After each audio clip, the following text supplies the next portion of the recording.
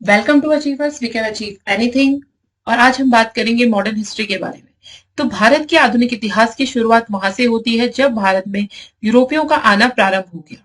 यूरोपीय भारत में पहले भी आते रहे हैं, लेकिन बहुत कम मात्रा में। काफी दूर है यूरोप भारत से। तो हमेशा से यूरोपीय यही चाहते थे कि भारत में पहुंचने के लिए एक डायरेक्ट सी रूट की खोज करी जाए, एक ऐसा समुद्री रास्ता हो उन्हें बीच के जो अरब देशों से होकर गुजरना पड़ता है वो उन्हें ना गुजरना पड़े। यूरोपियों ने कई सारे प्रयास करने शुरू करे और 15वीं शताब्दी में जहाज निर्माण में प्रगति हुई, दिशा सूचक का आविष्कार भी हो गया, तो जिससे समुद्री रास्तों को खोजना और ज्यादा आसान हो गया। तो इसमें आपके दो जो समुद्री नाविक थे वो बेहद इंपॉर्टेंट है। पहले हैं आपके कोलंबस, ये स्पेन के निवासी थे और इन्हें भेजा तो गया था भारत के समुद्री रास्ते की खोज करने के लिए, लेकिन ये समुद्र में भटक गए और इन्होंने अमेरिका की खोज कर दी। तो 1492 ईस्वी में कोलंबस ने अमेरिका की खोज करी। और बेहद आश्चर्य की बात यह है कि कोलंबस जब तक जीवित थे उन्हें नहीं पता था कि जो देश उन्होंने खोजा है वो भारत नहीं अमेरिका है। ठीक है, अगले हैं आपके वास्को डी गामा। ये पुर्तगाल निवासी थे। इन्होंने 1498 ईस्वी में डायरेक्ट सी रूट की खोज करी जो कि यूरोप से भारत आता था। और ये जो रास्ता था जो उन्होंने खोजा था वो केप ऑफ गुड होप होते हुए जाता था। केप ऑफ गुड होप होते हुए। केप ऑफ गुड होप आपके अफ्रीका में है। आइए हम इसको मैप पर समझते हैं। तो ये देखिए, ये आपका मैप है यूरोप का। इसमें आप ये देख सकते हैं, ये है आपका इंग्लैंड, ये है स्पेन और ये है आपका पुर्तगाल। स्पेन वही जहां के निवासी थे कोलंबस और पुर्तगाल जहां के निवासी थे वास्को डी गामा। तो ये देखिए, ये आपको दिख रहा है। अगर ये वर्ल्ड मैप में देखें हम, तो ये हमारा है पुर्तगाल, ये आप देख सकते हैं केप ऑफ गुड होप, और ये है भारत का कालीकट का तट। ये है हमारा प्यारा भारत। ठीक है, तो जो वास्को डी गामा है उन्होंने यहां से चलना शुरू करा पुर्तगाल से, और ये केप ऑफ गुड होप होते हुए वो सीधे पहुंचे कालीकट में। कालीकट केरल में एक जगह है। तो इस प्रकार वास्को डी गामा ने भारत के समुद्री रास्ते की खोज करी। तो वास्को डी गामा जब भारत आया तो वो भारत से ढेर सारे मसाले ले गया अपने देश, और जितना भी उसकी यात्रा में खर्च हुआ था उसका 60 गुना उसने मुनाफा कमाया। तो इस मुनाफे को देखकर अन्य व्यापारी, जो अन्य पुर्तगाली व्यापारी थे, वो भी लालायित हो गए और इस प्रकार पुर्तगालियों का भारत से व्यापार बड़ी मात्रा में शुरू हुआ। तो भारत में सर्वप्रथम जो यूरोपीय आए वो आपके पुर्तगाली आए, फिर डच आए, फिर अंग्रेज और फिर फ्रांसीसी। और जाने का क्रम देखें तो सबसे पहले भारत से डच चले गए, फिर अंग्रेज गए, फिर फ्रांसीसी गए और फिर पुर्तगाली गए। तो भारत में जब पुर्तगाली आए तो उन्होंने अपने गवर्नर बनाए। तो पहले गवर्नर थे फ्रांसिस्को डी अल्मेड़ा, दूसरे गवर्नर हुए Alfonso de Albuquerque. Alfonso de Albuquerque को भारत में पुर्तगाली शक्ति का वास्तविक संस्थापक माना जाता है। इसने एक पॉलिसी चलाई जिसे बोलते हैं ब्लू वाटर पॉलिसी। अब एक चीज और याद रखने वाली है यहाँ पे कि जो पुर्तगाली थे उनको काली मिर्च बेहद पसंद थी। काली मिर्च पुर्तगालियों की फेवरेट हुआ करती थी, तो इसलिए काली मिर्च को एक और नाम दिया गया, यवन प्रिया। तो ध्यान रखना, यवन प्रिया किस नाम से फेमस है? काली मिर्च। ठीक है, काली मिर्च यवन प्रिया के नाम से फेमस है। अब पुर्तगालियों ने अपनी पहली फैक्ट्री कालीकट में स्थापित करी, जिसे कुछ समय बाद जमोरिन ने बंद करवा दिया। फिर पुर्तगालियों ने अपनी अन्य फैक्ट्रियां स्थापित करी, भारत से व्यापार करना शुरू करा। तो पुर्तगाली भारत से व्यापार कर रहे थे और पुर्तगाली भी भारत में अपने साथ तंबाकू, आलू, टमाटर, इन सब की खेती लेके आए। जहाज निर्माण और प्रिंटिंग प्रेस भी पुर्तगालियों द्वारा ही भारत में लाई गई। उसके बाद अगले जो यूरोपीय भारत आए वो थे आपके डच। डच आपके नीदरलैंड या हॉलैंड के निवासी हैं। बंगाल में प्रथम डच फैक्ट्री की स्थापना पीपली में सन 1627 ईस्वी में करी गई। और पहली फैक्ट्री अगर पूरे भारत में देखें तो वो 1605 ईस्वी में करी मसूलीपट्टनम में। मसूलीपट्टनम है आपके आंध्र प्रदेश में। और इन्होंने सोने के सिक्के भी ढाले जिसे पैगोडा कहा जाता है। तो ये क्वेश्चन पूछा जाता है पेपर में कि पैगोडा नामक सिक्के किसने ढाले, तो ये स्वर्ण सिक्के थे और जो कि डचों द्वारा ढाले गए। डचों के बाद भारत में आए अंग्रेज। तो अंग्रेजों और डचों के बीच में एक युद्ध हुआ था 1759 में, जिसे हम बोलते हैं बेदरा का युद्ध। तो इस बेदरा के युद्ध में डच पराजित हो गए और डचों का पतन हो गया था। ठीक है, अगले बात करते हैं हम अंग्रेजों की। तो इंग्लैंड ने भी भारत में व्यापार करने की योजना बनाई। उसने भी पूर्वी दो जो भी देश थे उनसे व्यापार करना चाहा। तो इसी लक्ष्य को पाने के लिए 1599 ईस्वी में इंग्लैंड के कुछ व्यापारियों ने governor and company of merchant of London trading to East Indies नाम से एक कंपनी स्थापित करी, जिसको बाद में छोटा कर दिया गया ईस्ट इंडिया कंपनी के नाम से।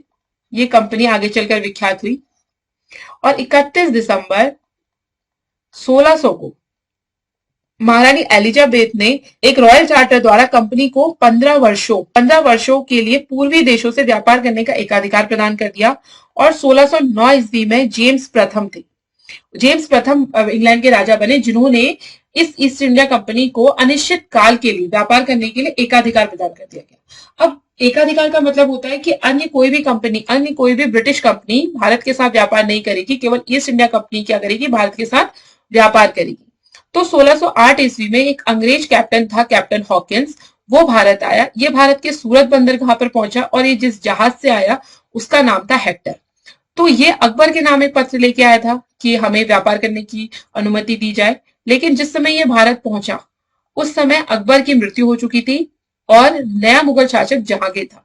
तो जहांगीर से इसे किसी भी प्रकार की व्यापारिक अनुमति नहीं मिली। फिर क्या हुआ, एक 1611 ईस्वी में एक अगला अंग्रेज यात्री आया जिसका नाम था कैप्टन मिल्टन। तो कैप्टन मिल्टन पहुंचा और उसे जहांगीर से व्यापार करने की अनुमति प्राप्त हो गई। तो 1613 ईस्वी में जहांगीर ने सूरत में कंपनी स्थापित करने की आज्ञा दे दी और पहली कंपनी स्थापित हुई 1613 ईस्वी में अंग्रेजों की। फिर है आपका जो ये कैप्टन हॉकिंस था, इससे रिलेटेड एक और चीज याद रखना, कैप्टन हॉकिंस फारसी भाषा का विद्वान था, तुर्की नहीं, फारसी भाषा का विद्वान। और ये पहला अंग्रेज था जिसने समुद्री रास्ते से भारत में कदम रखा। अब फिर क्या हुआ, अंग्रेजों ने धीरे धीरे अपनी व्यापारिक कोठी स्थापित करनी शुरू कर दी भारत में व्यापार करने के लिए। फिर आगे चलकर वो इन व्यापारिक कोठों की किलेबंदी करने लगे। किलेबंदी जब करते थे तो किले के अंदर ही इनके गोदाम, दफ्तर और कंपनी के कर्मचारियों के रहने के लिए आवास बनने लगी। फिर 1698 ईस्वी में अंग्रेजों को सूता नदी, कालीकाता और गोविंदपुर नामक 3 गांवों की जमींदारी दी गई। कलिकाता आपका वर्तमान का कलकत्ता है। तीनों गांवों की जमींदारी दे दी गई। तो जमींदारी दे दी गई मतलब ये टैक्स वसूल सकते थे और इन्हें सिक्के ढालने का भी अधिकार मिल गया।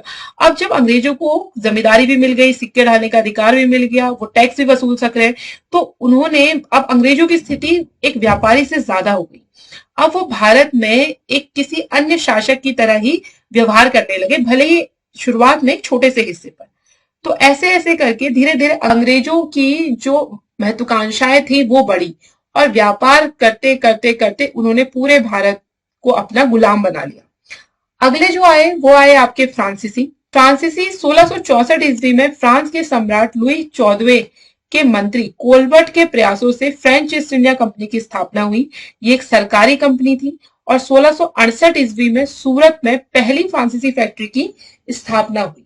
फ्रांसीसी भारत में सबसे अंत में आए और फ्रांस और अंग्रेज यूरोप में भी आपस में पड़ोसी हैं। ये देखिए, ये आपका इंग्लैंड है और ये फ्रांस है। तो पड़ोसी हैं तो इनके आपस में बहुत झगड़े हुआ करते थे। तो जब इनके आपस में युद्ध हुआ करते थे तो जहां जहां इनकी कंपनियां हुआ करती थी वो भी आपस में युद्ध करने लगती थी। तो इसी में भारत में जो आंग्ल फ्रांसीसी संघर्ष हुआ वो 3 युद्धों के द्वारा हम समझते हैं। 3 युद्ध हुए, प्रथम कर्नाटक युद्ध, द्वितीय कर्नाटक युद्ध और तृतीय कर्नाटक युद्ध। तो सबसे पहले हम पढ़ेंगे प्रथम कर्नाटक युद्ध। पहला जो आंग्ल फ्रांसीसी संघर्ष शुरू हुआ वो हुआ भारत में 1746 ईस्वी में और ये 1748 ईस्वी तक चला। इसे सैंट टोमे का युद्ध भी कहते हैं, सैंट टोमे का युद्ध, ठीक है, इसको याद रखना। और इसका कारण था ऑस्ट्रिया का उत्तराधिकार युद्ध और इसका तात्कालिक यानी उसी समय का जो कारण था वो था कि एक अंग्रेज अधिकारी था कैप्टन बर्नेट। तो कैप्टन बर्नेट ने क्या किया, कुछ फ्रांसीसी जहाजों पर कब्जा कर लिया। तो कब्जा कर लिया तो अंग्रेजों और फ्रांसीसियों के बीच युद्ध होने लगा। अब इस युद्ध में फ्रांसीसियों की विजय हुई, जिससे क्या हुआ, डुप्ले की जो महत्वाकांक्षा, डुप्ले फ्रांसीसी कमांडर था, उसकी महत्वाकांक्षा अत्यंत बढ़ गई कि उसने तो इंग्लैंड को हरा दिया है, वो कुछ भी कर सकता है टाइप्स ऐसी। और इनके बीच एक संधि के द्वारा इस युद्ध की समाप्ति हुई थी, जिस संधि का नाम है एक्स ला शापेल की संधि और ये हुई 1748 ईस्वी में। तो याद रखना, एक्स ला शापेल की संधि हुई फ्रांस और इंग्लैंड के बीच में और ये कब हुई, 1748 ईस्वी में। अगला युद्ध हुआ इनका द्वितीय कर्नाटक का युद्ध, जो कि हुआ 1749 को और समाप्त हुआ 54 ईस्वी में। ये भारतीय, इसके जो भी कारण थे वो भारत में ही नहीं थे, इनका इनके देशों से कोई मतलब नहीं था। तो हैदराबाद और कर्नाटक के आंतरिक मामलों का जो विवाद था उसमें ये दोनों कंपनियां पड़ गई थी। हैदराबाद में आपके नासिर जंग और मुजफ्फर जंग के मध्य युद्ध चल रहा था गद्दी को लेके। तो इसमें नासिर जंग का समर्थन किया अंग्रेजों ने और मुजफ्फर जंग का समर्थन किया फ्रांसीसियों ने। तो ये भी आपस में लड़ने लगे क्योंकि समर्थन कर रहे हैं अपने अपने कैंडिडेट को। सेम वैसे ही क्या हुआ कर्नाटक में। कर्नाटक में चंदा साहब और अनवरुद्दीन, इन दोनों के मध्य गद्दी को लेकर युद्ध हो रहा था। तो चंदा साहब का समर्थन किया फ्रांसीसियों ने और अनवरुद्दीन का समर्थन किया अंग्रेजों ने।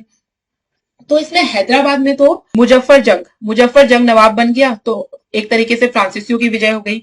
कर्नाटक में क्या हुआ, कर्नाटक में ये जो अनवरुद्दीन है वो मारा गया, लेकिन चंदा साहब भी नवाब नहीं बना। इसमें क्या हुआ कि इससे पहले इनके बीच एक संधि हो गई 1754 ईस्वी में, पौंडीचेरी की संधि के नाम से जानते हैं जिसे हम।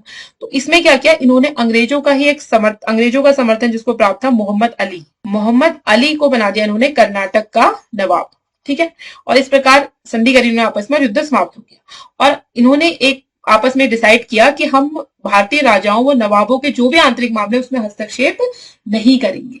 और इस युद्ध के द्वारा न तो अंग्रेजों को फायदा हुआ न फ्रांसीसियों को फायदा हुआ, लेकिन अंग्रेजों का प्रभाव इस युद्ध के बाद बढ़ गया।